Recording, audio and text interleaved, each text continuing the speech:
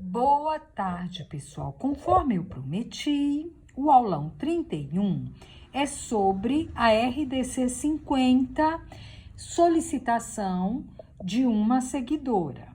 Enfermeira! Olha só, gente, é enfermeira.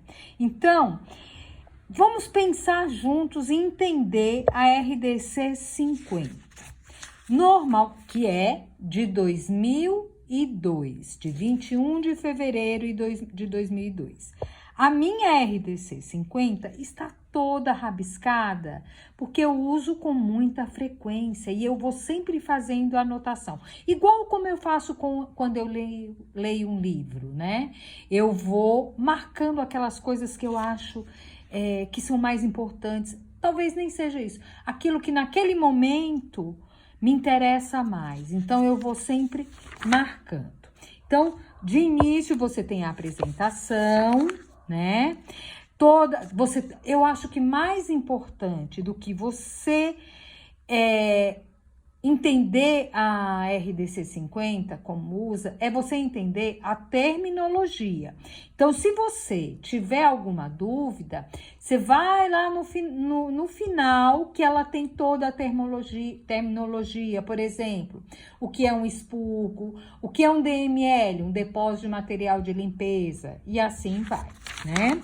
Então, nós temos a nomenclatura, nós temos, inclusive, para que você saiba, eu tô passando rápido, só para você entender o que você vai encontrar na RDC 50. Você vai encontrar falando de climatização, estrutura e fundações, você vai encontrar hidráulica e instalações fluidomecânicas, vou até aproximar mais, ó, instalação hidráulica e fluidomecânica, o escopo, o que deve ter no projeto de um ambiente de saúde. Então, a RDC 50, pessoal, é a bíblia da arquitetura e das instalações para um ambiente de saúde. Ela define os espaços físicos.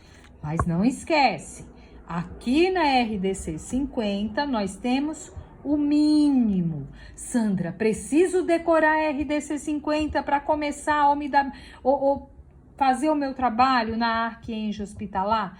Nananina, não. Você decora a bula? Não, você não decora. Você consulta quando necessário. Aí vamos supor que você vai fazer um projeto, uma obra de um centro cirúrgico. Aí você vai procurar lá, ó, aqui você tem a nomenclatura. Vou até afastar para você ver, tá? Ó, eu coloquei outro dia no meu feed todas essas simbologias para que você, ó, arquitetura e elementos de urbanismo, instalações hidráulicas e sanitárias, ó a simbologia, instalações elétricas e eletrônicas, instalações de proteção contra descargas elétricas, instalação e prevenção e combate a incêndio, olha só, tem tudo. Então, você que está começando na Arquienge Hospitalar, o que você não souber, vai procurando o que tem, você vai encontrar. Então, vamos lá para coisa prática mesmo, né? Vamos supor que você queira, quando você passa todas essas orientações, começam as tabelas. Olha só como a minha é completamente toda rabiscada, ó. A minha RDC, tudo eu vou colocando embaixo das tabelas para me facilitar, porque se eu esquecer de alguma simbologia, eu não tenho que voltar lá para a folha inicial. Vejam como eu vou marcando. Então, aqui ela começa com ação básica de saúde. O que me foi solicitado foi, na realidade, por exemplo, como encontrar a distância de berços. Então, se você tem todos os serviços, cada planilha dessa, se se refere a um serviço e todas as suas áreas, a quantificação, como que você calcula as dimensões das áreas mínimas e as instalações necessárias. Vocês estão vendo como que acontece? E os ambientes de apoio, sim, porque como eu já falei, todo serviço, ele precisa de um ambiente de apoio, né? Então, vamos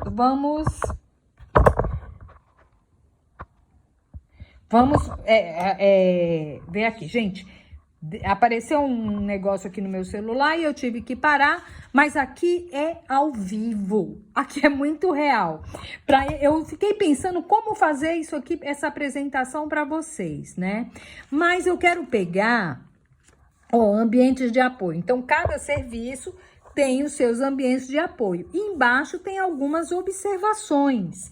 Então, é interessante que você sempre leia essas observações, porque às vezes, por exemplo, em um almoxarifado, de remédios, ele te indica a você consultar o manual do Ministério da Saúde, de almoxarifado de remédios, além das informações contidas aqui. E assim acontece com diversos serviços.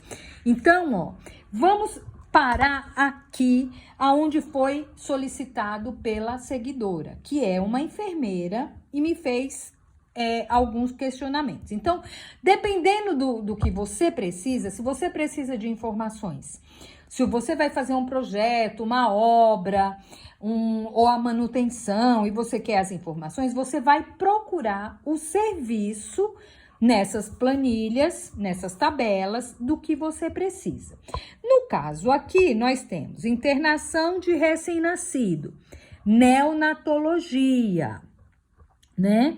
Então, aqui tem nessa segunda coluna, nós temos a quantificação. E o que está escrito aqui, a unidade completa é obrigatória a partir da existência de 12 berços de recém-nascido e intermediários sadios ou 5 berços de recém-nascido de cuidados intensivos, ou seja, uma UTI de neonatal, né? Então, nós temos essas situações. Nós temos a internação de enfermaria e temos a internação de UTI.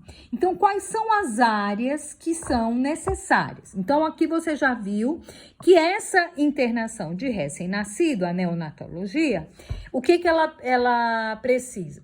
Para você, quando que ela é obrigatório a existência? A partir de 12 berços. Então, você já sabe que vai precisar de uma UTI neonatal quando você tem a partir de 12 berços de recém-nascido.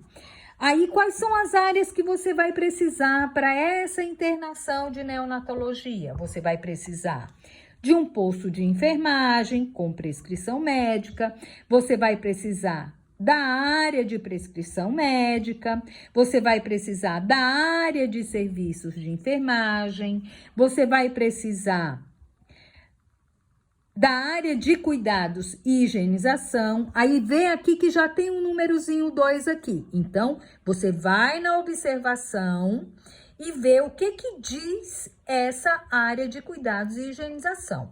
O que ela está dizendo? Aqui, ela está dizendo, aqui no número 2, deixa eu ver se está visível. Tá. No número 2, a sala de cuidados e higienização de lactente deve possuir uma pia de despejo.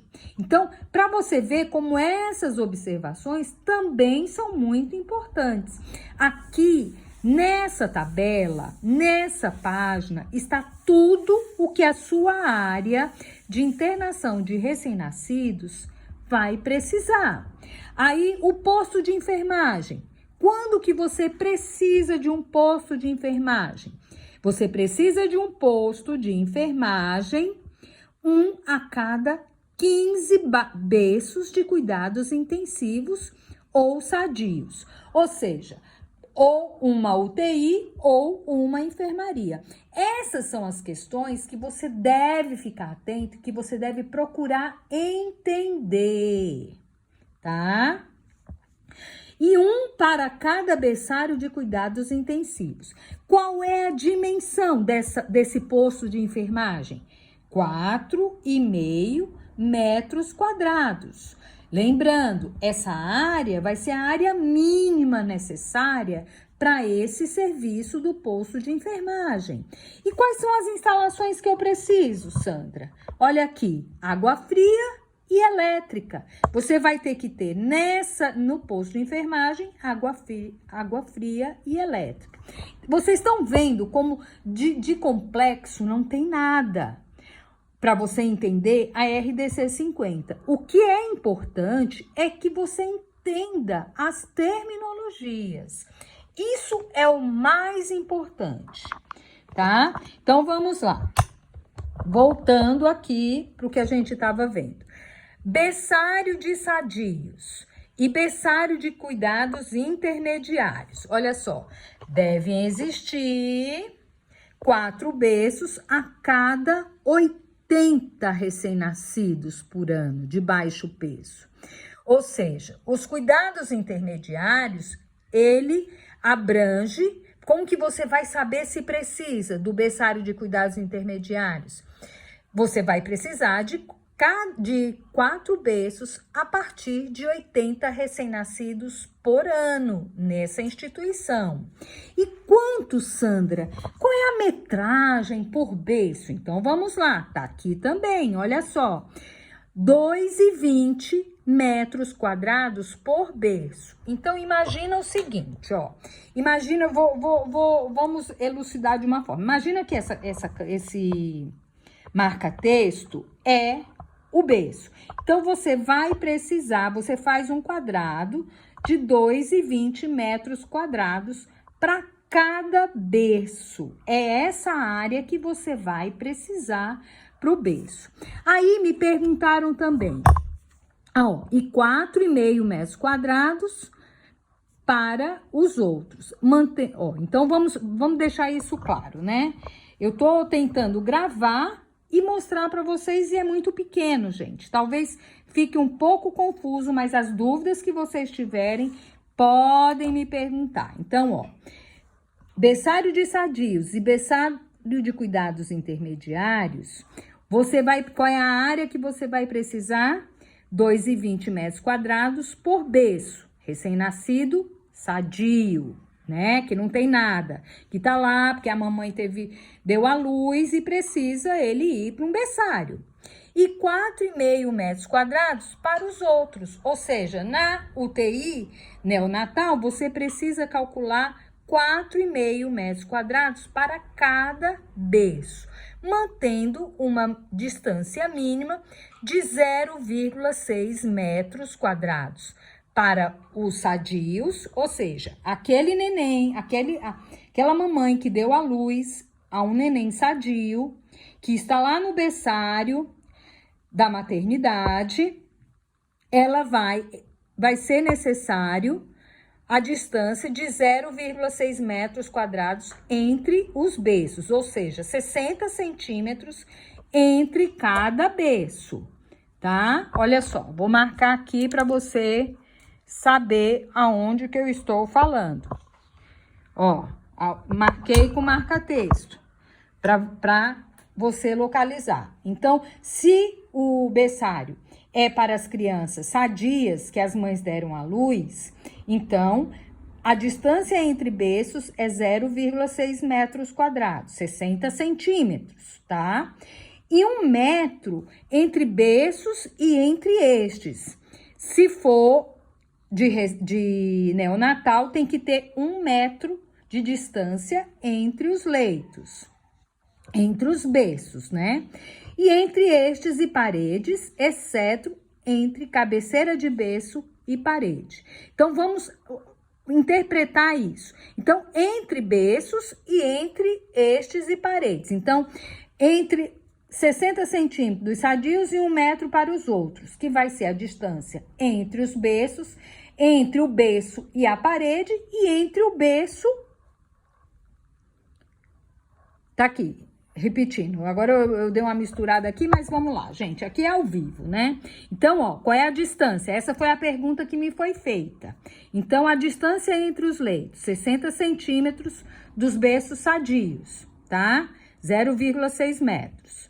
E 1 metro dos demais. Então, entre os berços, essas distâncias é entre os berços e entre a parede. Imagina que você tem aqui a parede da enfermaria, ou do lado da área, né? Da UTI ou da enfermaria. Então, o que que acontece?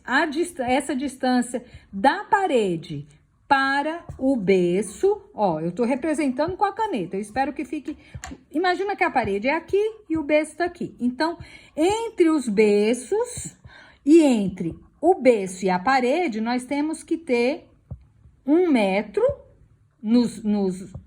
no berçário de neonatal e temos que ter 1 metro entre cada berço. Então, cada berço que vier, eu tenho que manter a distância de 1 metro. No caso, se for uma UTI neonatal, tá?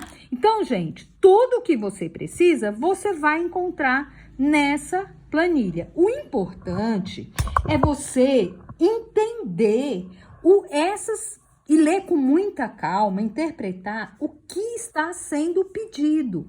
As instalações estão sempre aqui as dimensões com as distâncias, aqui nós temos a quantificação e aqui nós temos os serviços. Aí vem aqui embaixo, ó, e sempre tem as observações. Vídeo manual de assistência, coordenação materna e infantil do Ministério da Saúde. Então, além dessas informações, muitas vezes eles recomendam você ver também os manuais do Ministério da Saúde. Aqui embaixo, o que que nós temos? Ambientes de apoio, ou seja, são as áreas que vão auxiliar, que vão apoiar esse serviço da neonatologia.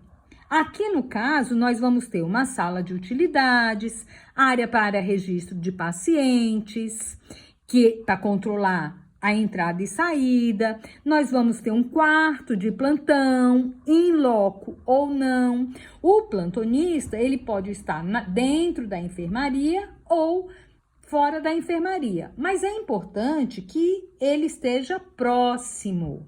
Para uma emergência, durante, por exemplo, a madrugada ou mesmo durante o dia, ele possa vir com muita rapidez. Esse fluxo a gente tem que pensar. Sanitários para funcionários, depósito de equipamentos, de materiais, depósito de material de limpeza, o conhecido DML. Em muitos projetos, as pessoas acabam escrevendo DML, e aí para o leigo que não conhece, não sabe o que é DML. DML é depósito de material de limpeza, mas que aqui atrás você vai encontrar toda essa terminologia. Vestiário de acesso à unidade, sala administrativa, copa, área para guarda de carros de transferência de recém-nascido, sala para coleta de leite, obrigatório quando a mãe não estiver internada no mesmo ambiente de saúde. Vocês estão vendo as observações? Sempre essa legislação, embora seja de 2002, mas foi a compilação de experiências vividas. Por isso que é importante a gente entender o processo. Por quê? Porque quando você entende o processo, você vai vendo outras coisas que podem ocorrer ou ocasionar a mudança das necessidades. Por isso que eu digo, gente, não podemos ficar só preso à norma. Nós temos o quê? Que entender o processo. E qual é o outro segredo que eu falo? Cola na enfermagem, tá, gente? Então, aqui nós temos as observações e assim é para cada serviço, ó. Interação para tratamento intensivo de queimados. Tem tudo o que precisa. Os serviços, as áreas necessárias, a quantificação e as dimensões mínimas, além das instalações necessárias. E embaixo, as áreas de apoio. Então, não tem mistério. Eu acredito que vocês fiquem preocupados por não conhecer a terminologia. Mas quando você não souber, aqui atrás tem a terminologia. Aqui também pode procurar que tem a terminologia. Eu não sei se eu respondi a pergunta da enfermeira que me solicitou essas informações. Se você ficou com alguma dúvida de como manusear a RDC 50, manda um direct que a gente pode ver juntos, tá bom? Então, promessa feita, promessa cumprida. Até o próximo aulão. Lembrando que a partir do aulão, esse é o aulão 31, a partir do aulão 32, será ao vivo novamente. Excepcionalmente, essa semana eu não pude fazer ao vivo, mas eles não ficarão mais gravados. Então, se você quer saber mais sobre Arquienjo Hospitalar, você tem que comparecer no perfil e assistir o aulão. E vem comigo, porque aqui tem uma formiga falando para outra amiga. Todas as quartas, 20 horas, no Instagram, tem aulão ao vivo. Até a próxima. Tchau!